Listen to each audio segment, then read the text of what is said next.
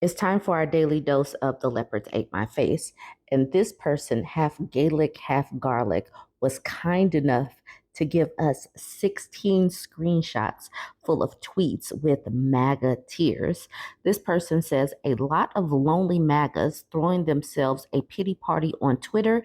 The lack of self awareness is astounding, and I am here for it. Let's drink up these MAGA tears. So someone in the group originally posted this man PDX conservative, but they didn't give us 16 pages of screenshots. So I'm going with half Gaelic, half garlic. So PDX conservative says, my three daughters all voted for Harris in Oregon, a state that gave all this electoral college votes to Harris. Two of them have now stopped speaking to me, and one is boycotting Thanksgiving because I voted for Trump. I did not tell them how to vote, nor ever presume to argue or convince them that they are misled by propaganda. I let them vote how they wish. It sucks that I must now suffer their childish and frankly rude behavior merely because they believe my one vote harmed them or their rights in some way. Liberalism is really a mental disorder. And then he says, now I have been informed all three children are boycotting Thanksgiving. Oh, well, quieter dinner, I guess. It is sad. Yes, sad. All right, let's get into some of the comments under his post. This person says, as a mom, I have to ask how your daughters turned out that way. Surely you were involved in their upbringing. They learned this kind of behavior somewhere. And then the conservative says, not from me nor their mom, in my view. The oldest seemed to learn a lot of poor decision making in college. She's quite headstrong, and the middle one looks up to her older sister. The youngest is just trying to provide a united front. They get all this learning and learn how to be headstrong, and then they don't like rapists and all of that misogyny and lying and all that. Stu says indoctrination runs deep. Don't debate them. They are mentally ill because of the radical left. The conservative says, I never discuss politics and family. No debates means no arguments. And he continues with, I don't expect any change. It has me angry and so sad. I'm sad too. PDX says, I really don't typically post such personal events. It is just painful and so unnecessary. I'm amazed how many people are facing the same situation. Thank you for being along for the ride. Yes, let's all commiserate. Chris says, stop trying to be a victim. You probably had a relationship with them before. The victim mentality of MAGA is second to none. PDX said, and you would be wrong, but you can have your opinions. I do nothing. It came out of nowhere. They chose this for themselves, which they have the right to do. Andrew says, I feel some of your pain and sorrow. This morning, I got an email reply from a liberal friend telling me she and another liberal friend of mine are cutting off ties with me because of politics. 20 years gone.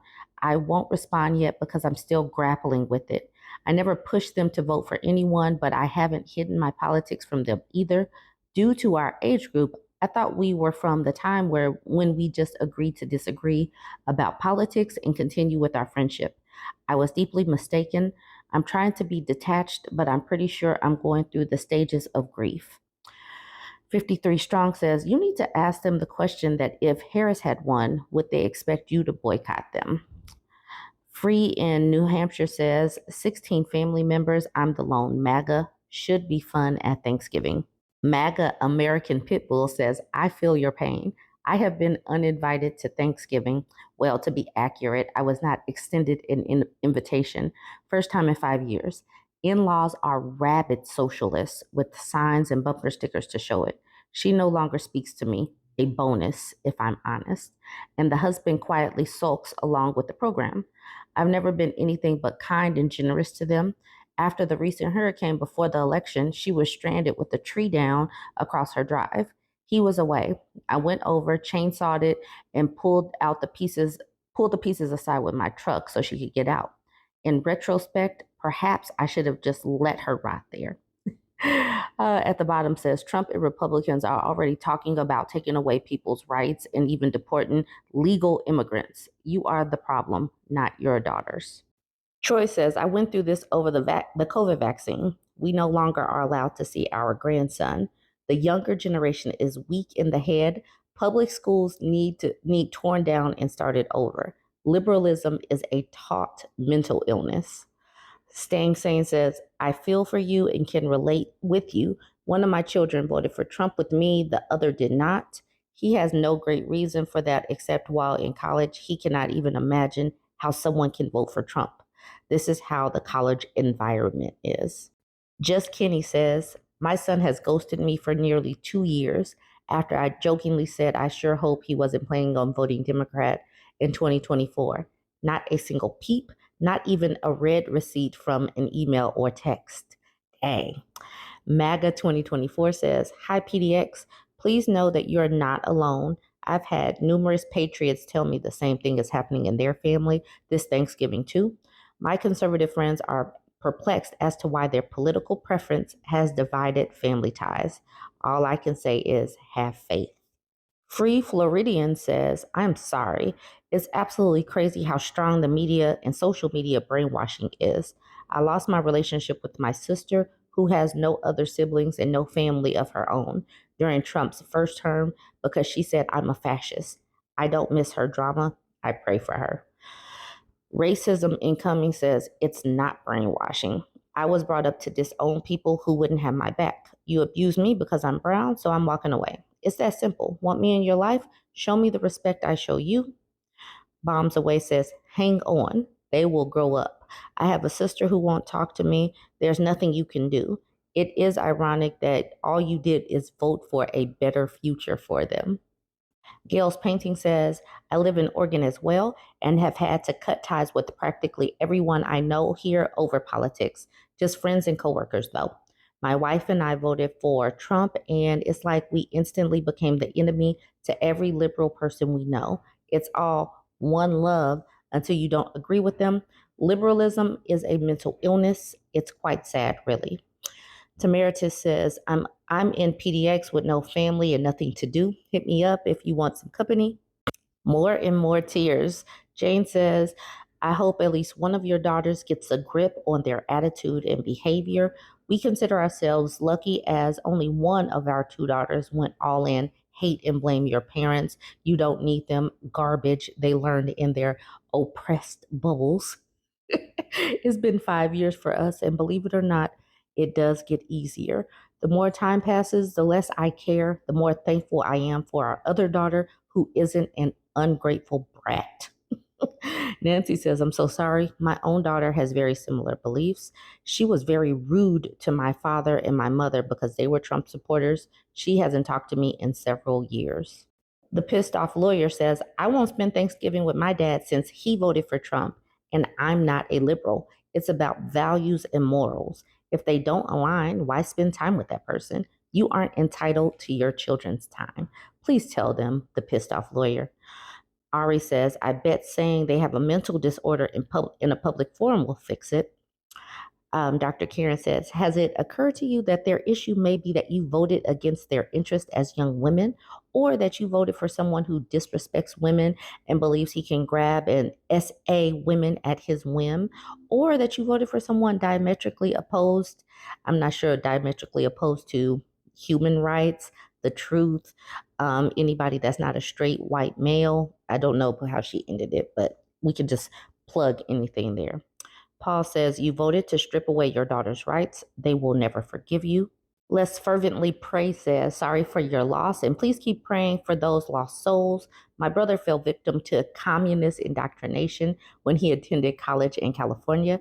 My parents gave us a wonderful Christian home for all three of us, but he vowed to never see or speak to my parents in Oklahoma till they passed away. This broke their hearts, and they always tried to extend olive branches. My sister and I are not allowed in his life either. I keep trying with emails and letters, always praying. And Zach says, I'm sorry. I was recently kicked out of a band for this. I never spoke about politics once, but I was assumed to be a Trump supporter. No joke. It's so wild that so many of these Christians are so supportive of this man and this party in the direction that they're taking. They're a bunch of liars and actual miscreants, and they're perfectly fine with their party becoming that. It makes no sense to me, but they call liberalism a mental disease. Join the conversation. Let me know what you think about this one. Don't forget to like, comment, and share. It's the holiday season. People overeat, and we definitely have leopards feasting. So we have more. We got bonus. This one's titled, Dems Aren't Even Trying to Help Them Get Out of the Trump Cult. At the bottom, they said, MAGA voters are upset they're being cut off by their family members for voting for Trump. Voting to strip people's rights from others is a red line for too many people. Many Trump supporters being cut off believe that they are the real victims. Clint East of Eden is honing on a comment that says the people doing this that call Trump supporters cult members, then they go and cut everyone out of their lives who voted for him. And then he says, right, like if they actually thought Trump supporters were in a cult, they'd be trying to intervene and help us get out rather than further isolating us into this supposed cult. And then Muxman says, you think they would if they were really the caring people they claim to be, but they don't try to help in any way. Just get rid of you. Not everybody cares about y'all. So you're going to have to get over that. Runner 64 says they need to be affected by something they only wanted to happen to other people, as in they voted for the government to break up families, so the government broke up their family. Not all consequences are leopards, and the people in the screenshot aren't even facing any consequences. This person says, if only telling people to get out of a cult worked, it's a full-time job and we ain't got time for that. Which Moment says, I gave up on those we lost in the cult of Trump year 2. They gone. Not a big loss though, really. Dependent Outcome says, agreed, it is best to think of them as deceased, consumed by a mix of addiction and mental deterioration. Mourn who they were before they joined the cult, cut contact with the thing that took their place, and move on. This person says, Lady on Nextdoor asked if she should wait till after January 20th to replace her HVAC because prices will be cheaper then, right? Right, because after you add tariffs, it's going to make the price lower because addition makes things lower. Okay, so this person, Jay, says, expect the companies to pass on any cost increases to the consumer. My advice, buy before tariffs go into effect. And L is like, China pays the US for tariffs. Won't that money trickle down? Trump said many times that Trump will pay the US, didn't he? Or am I confused? Trump also said that Mexico would pay for the wall. Please understand that Trump is a liar. What is wrong with these people? China does not pay for the tariffs. The tariffs get paid for by these people who are buying them. Us, the consumers here, we pay these tariffs. Okay, this person says that's not how tariffs work. If a tariff is imposed on goods imported from foreign countries, the purchaser of those goods, the U.S. consumers and corporation, pays the increased costs. And this person, L, says, thank you for explaining that. I guess I and lots of others should have done some research on our own. Yes, you should have. Yes, you should have. This is what you voted for because you actually believe what Trump said. Why do these people continue to believe a liar is beyond me. Asian Gauntier hones in on, I guess I and lots of others should have done some research on our own and simply says, you think? Jim Toe says, good thing you already effing voted before deciding you should do the bare minimum to educate yourself about the consequences of your vote. The Feshy says, Trump told them how they worked. If you can't trust the guy who told 34,000 documented public lies in 4 years, who can you trust? This person says that's an average of 23.27 documented public lies per day, in case anyone was wondering. All right, this person says an email I got today from a Trump supporting coworker who is just now realizing the implications that tariffs will have on the food industry. The fact that they start off with political party lines aside, you can't really put political party lines aside because we knew that this was coming, but y'all didn't. You MAGAs didn't, and you voted for this. But let's look at the letter saying political party lines aside, the news on immediate tariffs will have a significant impact on our industry and many of our clients. I'm already being questioned by a few brands. I believe as an agency, we need to be proactive at the highest level with some of our retail and distributor partners. The expectation of the tariffs is to go into effect right away after the inauguration on January 20th. This is not just the brands that are set up outside of the US, but from ingredients, packaging, machine dyes, and raw materials. Then they gave an article from Fox Business. To set off the charges, many of our clients would naturally do a cost increase. I see a huge problem on the horizon. Number one, timing. Next round of distributor cost changes are the end of December for late March implementation. That could be very problematic for some brands, losing all profit in tariffs for 2 months. Number two, backlog. Our distributor managers, blank and blank teams, retail execution teams, from our teams to the distributors to the retailers, none of them have the capacity to execute on the amount of brands that will feel obligated to take action. Number three, how long? No one will know the length of tariffs, know the length the tariffs will be in place. We don't want a knee-jerk reaction to only have to turn around and do a cost decrease. If only they would have done some homework beforehand, especially as a business owner. You would think that these people would have a little bit more sense about themselves and how these things work. But no, they chose to be Trump supporters instead.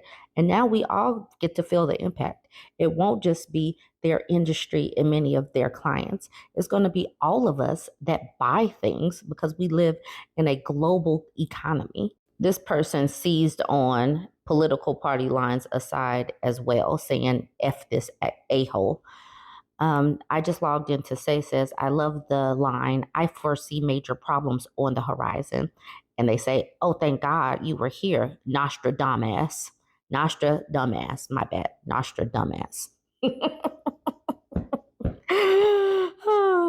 This person says, how long? No one knows. I would guess at least 2 years with the goal of removing them before the 2026 or 2028 election and claim that any price drop done after that was all thanks to him.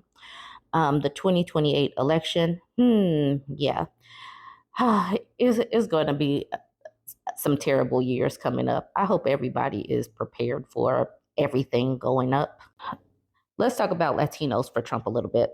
They give us an article, but before that, let's just look at some of these comments. Kool-Aid Dolio says, when you convince Latinos that they are part of the white club, you can convince them to vote for anything. Super Guy says, you have no idea how spot on you are. And Aromatic Position says, exactly. For the same reason many Latinos celebrate Thanksgiving in their countries, Dia de Acción de Gracias. Come on now. All right, so this article says Trump is gunning for birthright citizenship and testing the high court. And y'all know he has the court in his pocket.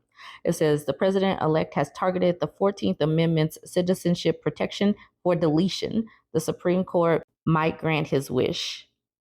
President-elect Donald Trump has wanted to end birthright citizenship for almost a decade. He first called for its elimination in 2015, telling reporters on the campaign trail that he wanted to test it out in the courts. His desire went unfulfilled during his first term in office, but he looks like he might finally get his chance in the second one. The New York Times reported on Monday that, as a part of its imminent mass deportation plan, Trump's policy team plans to stop issuing citizenship affirming documents like passports and social security cards to infants born on domestic soil to undocumented migrant parents in a bid to end birthright citizenship. It's worth clarifying what exactly this means. The Trump administration would not be ending birthright citizenship by taking those steps. It would instead make it far more difficult for the children of undocumented parents to later prove that they are U.S. citizens if that citizenship is challenged in court.